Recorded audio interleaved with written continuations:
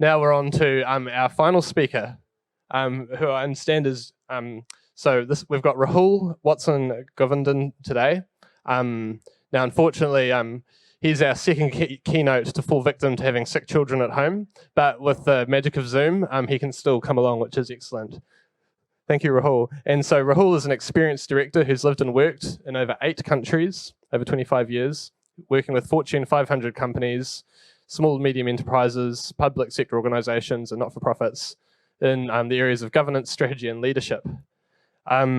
He's currently the CEO at Loomio and is a senior executive director and investor generally. This presentation, I'm looking forward to it. We're going to learn a bit about that collaboration magic, how to make those inclusive decisions. And I'm hoping, I understand we might even end up with a special something to take away from this, a practical framework for inclusive decision making. We'll see anyway. And so, yeah, please welcome Rahul. Thank you, Rahul.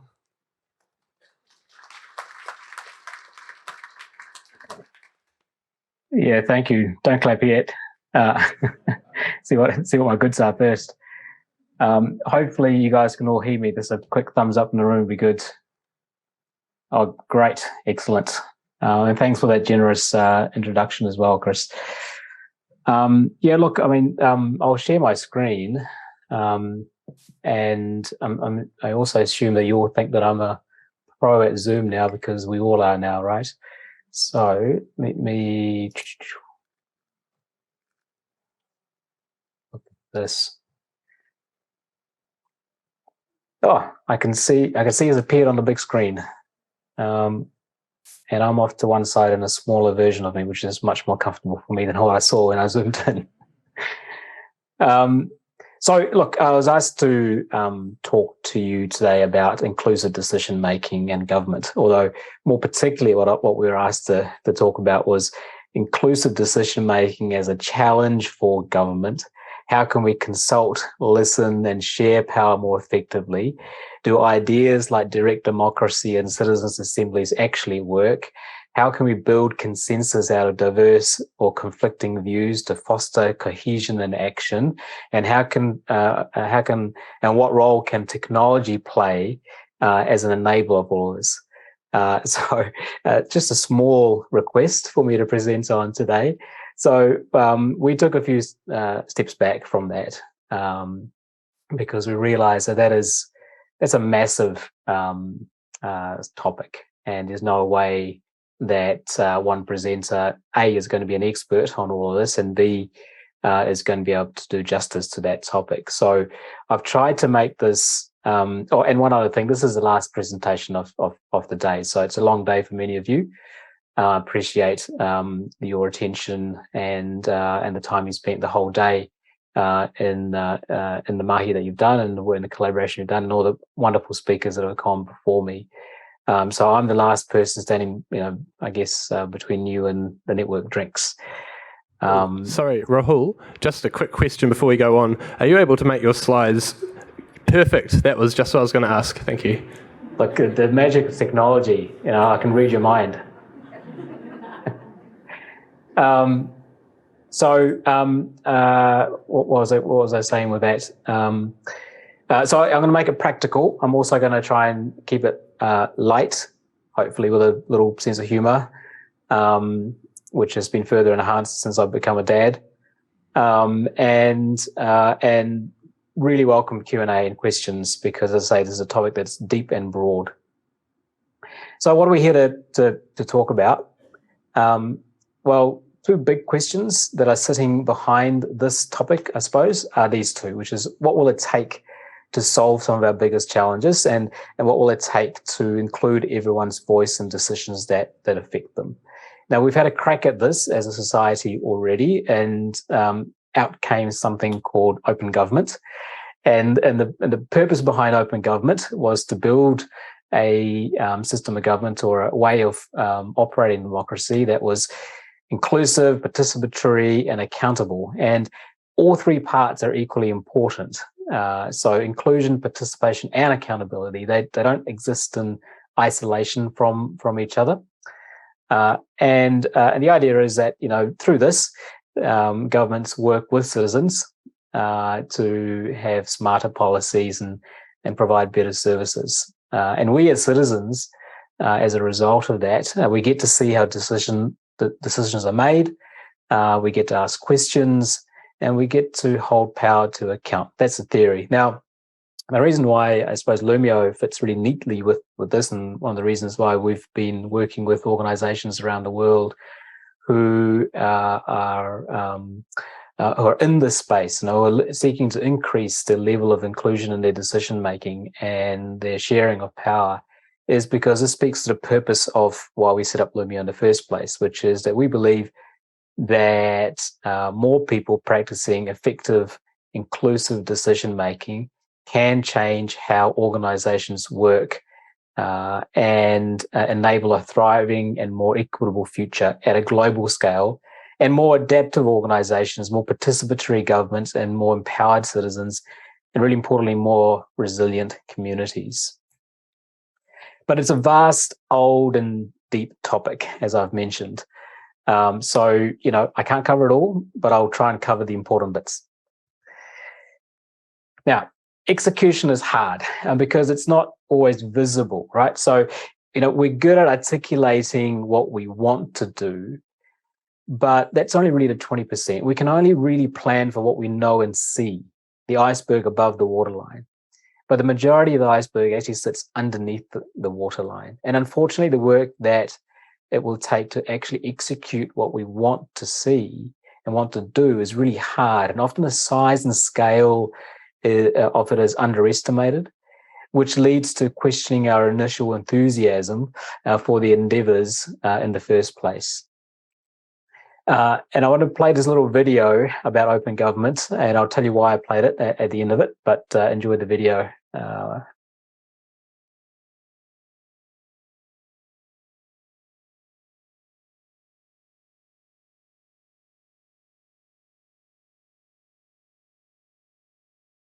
Sorry, just making sure you can hear that in the audience. Can you hear that? Thumbs up or thumbs down? Thumbs up if you can hear it.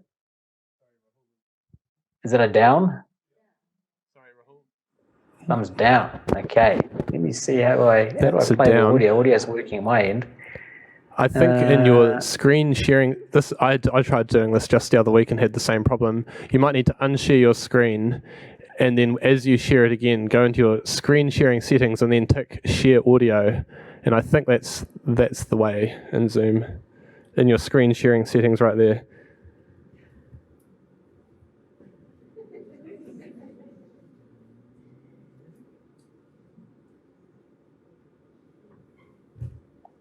Or you could try and give us your best Barnaby impersonation. Here we go. That's all right. Now I'm on the fly, learning as I go. Sunday. Yes, you do. How's that? As long as we can head him off this open government nonsense. But I thought we were calling the white paper open government. Yes, well, always disposed of the difficult bit in the title.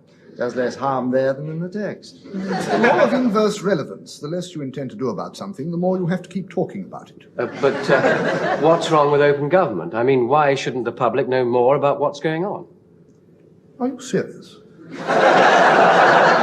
Well, yes, sir. I mean, it is the minister's policy, after all. My dear boy, it's a contradiction in terms. You can be open, or you can have government.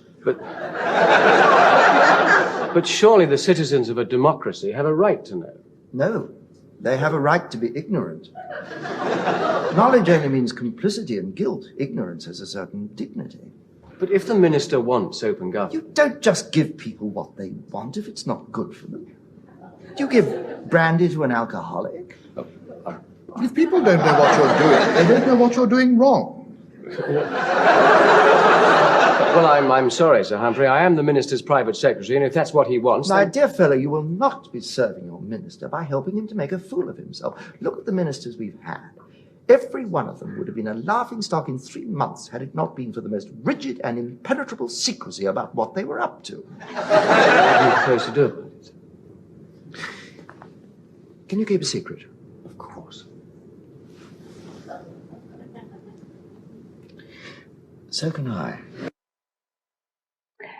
Okay, so if you haven't seen it, Yes Minister is one of my favorite series because there's humor in the truth sometimes. The reason I played that though is to highlight a couple of things, which is that these are not new ideas. They've literally been around for decades.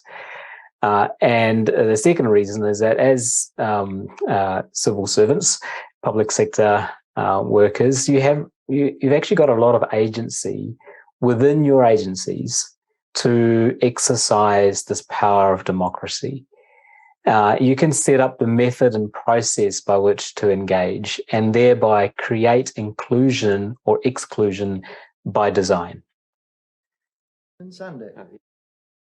So what I'd what I thought I'd segue to in this presentation is to focus, I suppose, towards taking some practical action, because there's a lot that we can talk about. There's a lot of resources online. There's a lot of resources within your own agencies themselves about the theory of open government, the theory of inclusive decision making, methodologies for doing so.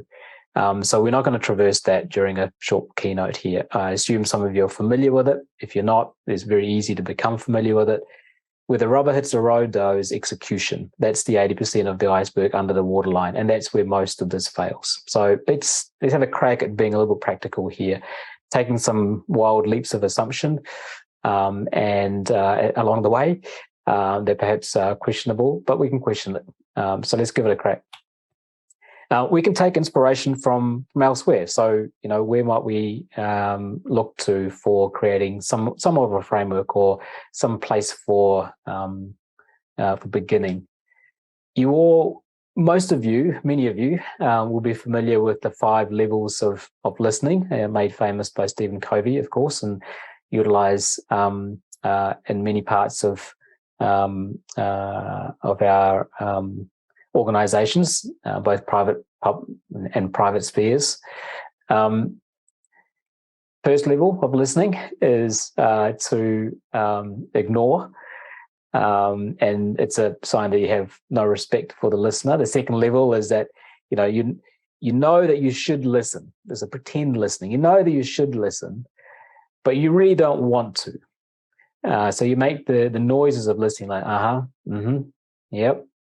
And those of you who are parents will be familiar with that. I certainly have a lot of level 2 practice.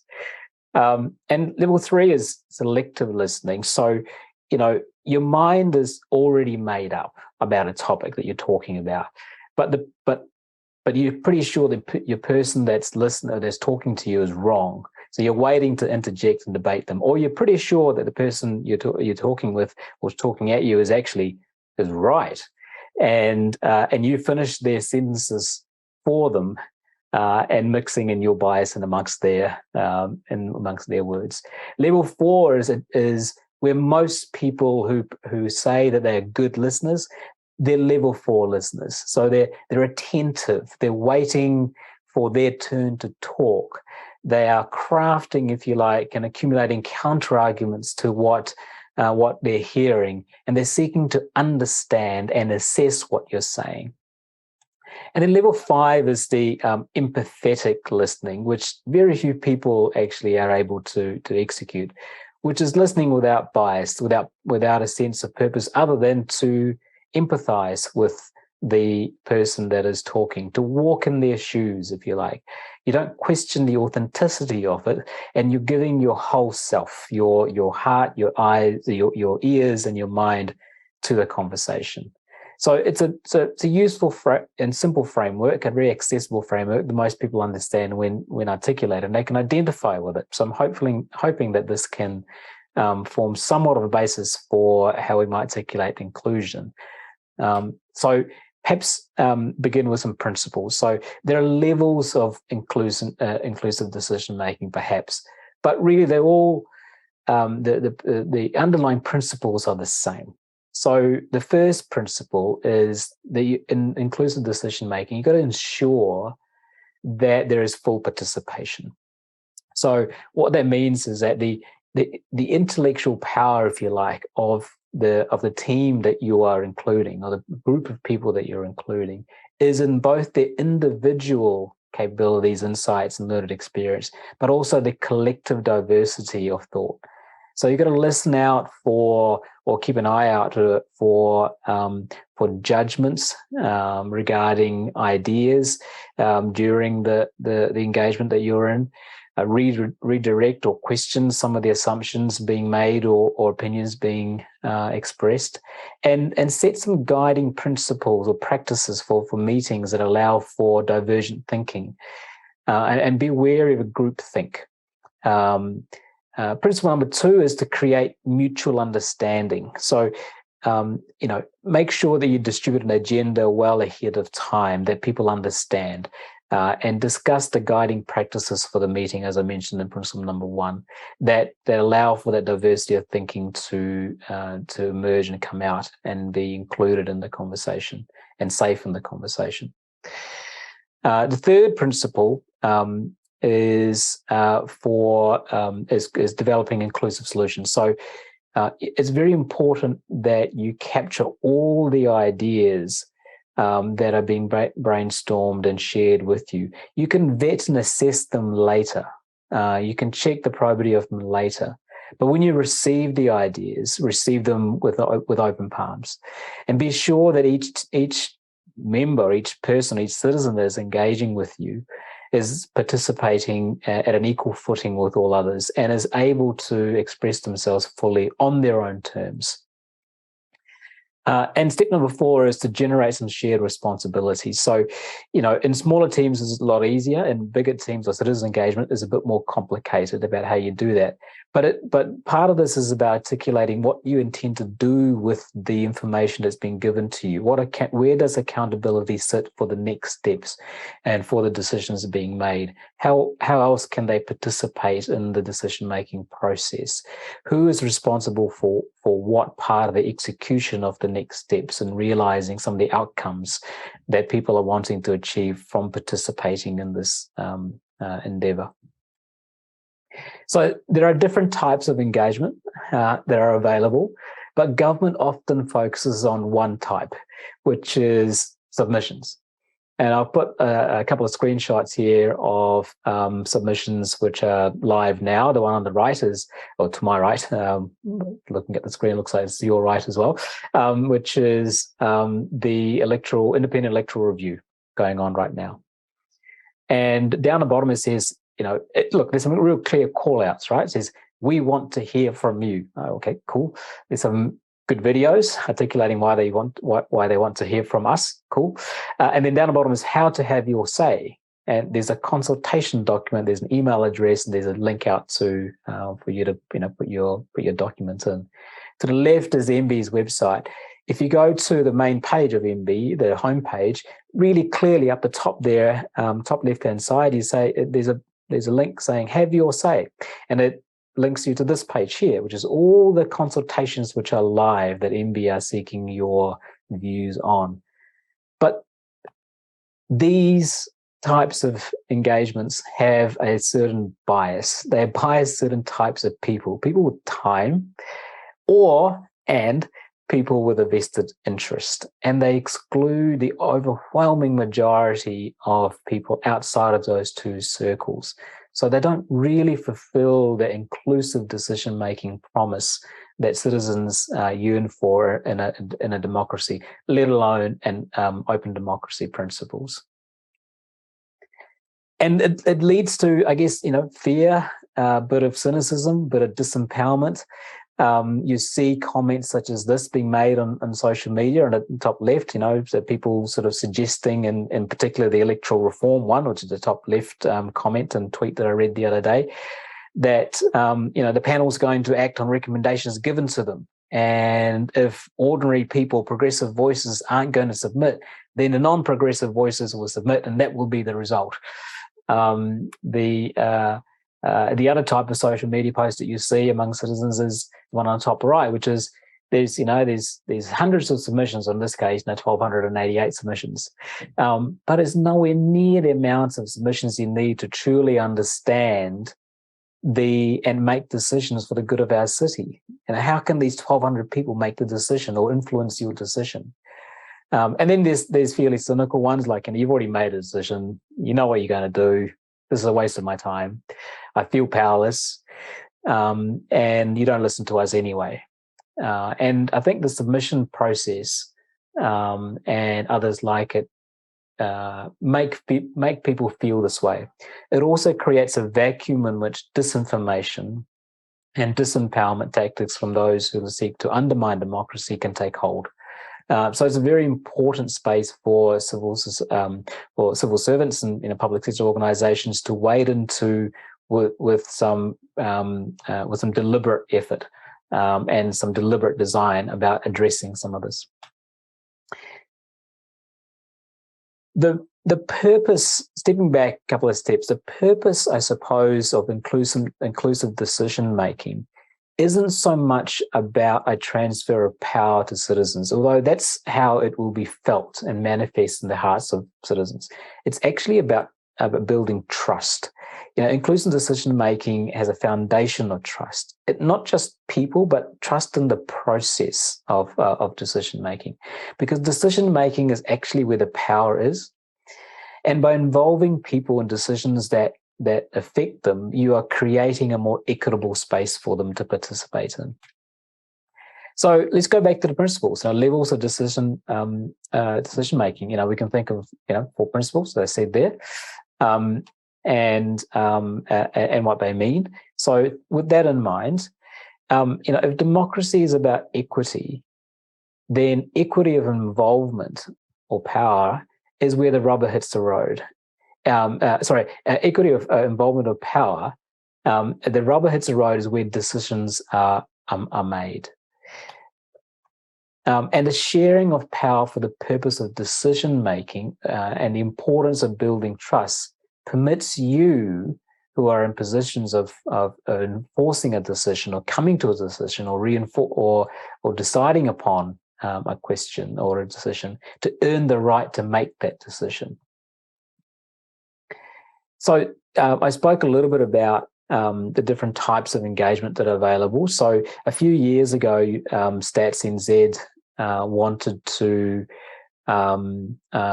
gather, I suppose, insight from a wide-ranging members of our society, typical voices that you don't hear from, and engage with them to form the question list for the 2018 census. And they wanted to hear from typically marginalised groups or groups they don't hear from, young people in particular and others. And so they engaged with us to do that. You also see the New Zealand government relatively a little bit more recently engaging citizens in formulating a plan around addressing family violence and sexual violence, and the workforce put together a way in which to engage citizens around formulating the framework there. So, what these 2 types of engagements allowed the team to do is to feel empowered to make decisions and to progress the work that they were doing on a foundation of confidence that they've engaged a broad, diverse group of voices in the thinking behind the decisions that need to be made. So some practical, wrapping up a few sort of slides very quickly here. So some practical tips and suggestions for you to take away, bearing in mind the 4 principles of inclusive decision making that I presented earlier to you. Don't start with public engagement. It's a way for you to be swallowed and be drowned by the noise and miss the signal. So start with a group of stakeholders, cross-agency, clients, customers, people with a vested interest, or people that you feel you want to hear from. Start with them. Get a sense of where their thinking is at. Almost certainly they've thought about things a lot longer and more often and more deeper than perhaps, or broader than perhaps you might have. And then the second thing is, after you've done that, don't leave it at that. Go to the public at large with some more specific questions where you're still lacking some insight, where you're wanting some more engagement. Therefore, when you receive it, you know that you're going to utilize it. And should you utilize it, people who've contributed towards that engagement will feel that they have been listened to in the course of the decision making. So preparation, make sure you've got a clear purpose for engagement, a clear process, and make sure that that you're facilitating the outcome as well. So what happened, who did you talk to, what decisions were made at what point, and what's happening next. So empowering citizens is not about sharing power. That's how it's going to be felt, but that's not what it's about. It's about sharing the opportunity to engage in decision making that large marginalized groups are typically excluded from and have no voice in. Expertise is enhanced by being better informed about what people think and feel, and and people may not necessarily agree with the decision that's made, but they'll absolutely appreciate the opportunity to be authentically heard and for their voice to be included and for them to be listened to. So, last couple of slides. Bring to life the 4 principles of inclusive decision making. So what that means is you've got a choice of method to engage, not just one approach. Depends what you are seeking. There are focus groups, there are town halls, there are citizens' assemblies, there are submissions.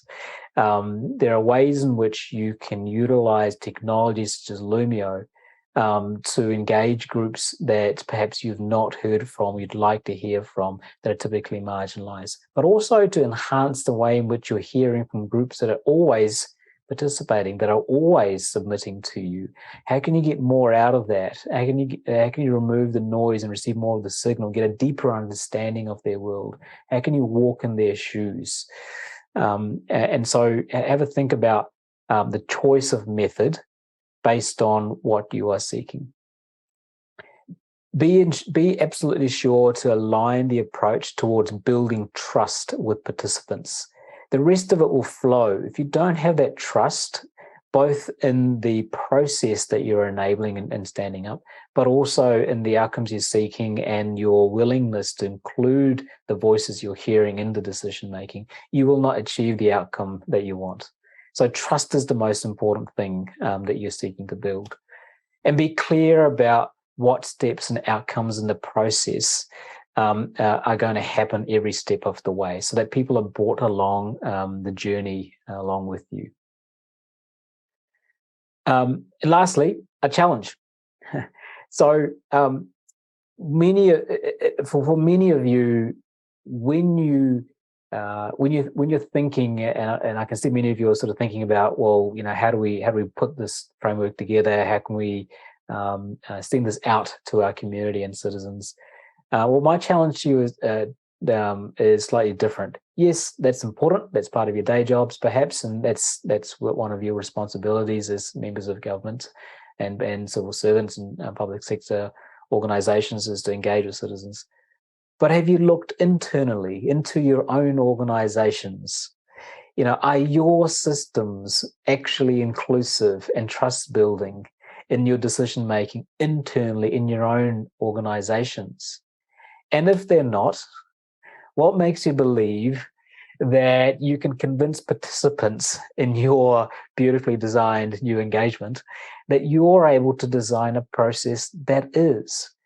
And it's an important question for you, because you might find that the opportunity to experiment in inclusive decision-making practices actually is right before your eyes in your own internal team. And that provides you with a ground bed for experimentation and for learning and understanding that you can then bring out to a bigger group, an external group, like citizens groups, should you wish to do so. Thank you very much, and I'm very sorry that I wasn't able to be there in person. I even ironed my shirt in anticipation. But thanks to the wonders of modern technology, I'm able to present on Zoom. So thank you to the facilitators, Haley in particular, who I called at the last minute, and others in the tech team to enable me to be agile and do this virtually for you this afternoon. So questions, I'm able to field questions for you virtually, but also I've got my far more learned colleague, Michael Elwood Smith, in the audience with you. So he's also able to answer some questions that you might have around this as well. Thanks.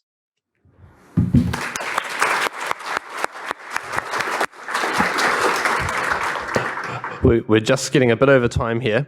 How about just one question from Slido now, and then if anyone else has questions, check in with Michael. So the question we've got here, Rahul, is how do you suggest dealing with brigading by groups of people who are engaging with a discussion in bad faith? I've got some bad answers to that question. Kick them off the Loomio. I don't know. I think, human beings need to deal with human beings. We're not going to solve the problem of personalities and characters through some process that is going to overlay on top of that. People will find ways around the process to be the personality that they are. I think tribalism and what people's innate behavior around congregating with others that agree with them, and then shutting down discussions, dominating conversations.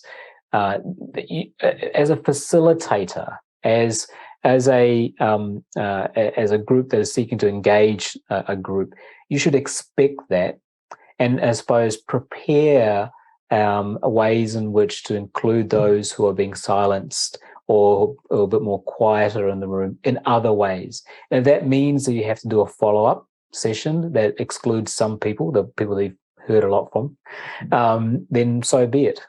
So it's up to you to, I guess, understand what's taking place in front of you and then design and pivot accordingly. Great. Well, thank you very much again.